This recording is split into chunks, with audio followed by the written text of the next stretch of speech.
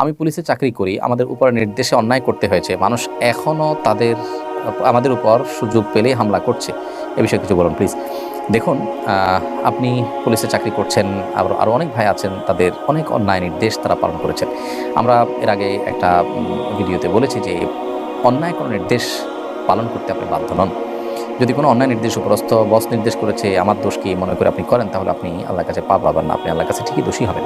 তবে আমি সাধারণ মানুষ, সর্বস্তরের মানুষদেরকে বলতে চাই যে যা হয়ে গেছে সেটার জন্য আমরা আইন নিজের হাতে তুলে না নিই। নির্দিষ্ট যদি কারোর বিরুদ্ধে অভিযোগ থাকে, তাকে আমরা মার্ক করে রাখি, বিচার আওতায় আনার চেষ্টা করি, তার শাস্তি নিশ্চিত করার চেষ্টা করি। কিন্তু নিজেরা আমরা যদি শাস্তি দিতে চাই, তাহলে দেশে অরাজকতা তৈরি হবে।